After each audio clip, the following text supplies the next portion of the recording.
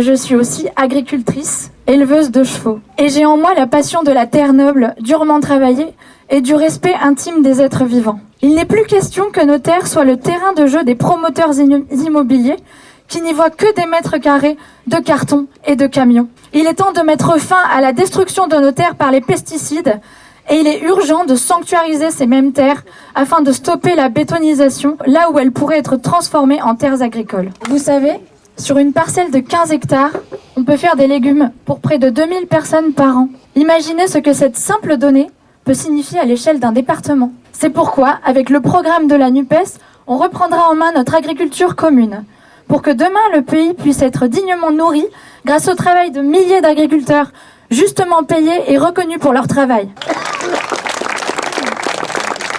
On créera 100 000 emplois agricoles supplémentaires. On réorientera les aides de la PAC vers les petites structures et vers la transition bio. On sanctuarisera les terres pour qu'elles cessent d'être transformées en foires aux camions. Et en plus de ces mesures, j'œuvrerai pour que la MSA ait un bureau physique dans chaque canton, afin de sortir les agriculteurs de leur isolement. Évidemment, nous ne serons pas toutes et tous agriculteurs, il faudra aussi penser aux industries de transformation. Et en ça, le territoire fourmille déjà d'industries prêtes à s'y mettre. Je prends par exemple Initia Food, basé à Bourges, et qui torréfie, aromatise et ensage des graines comestibles venues des 4 coins de la planète.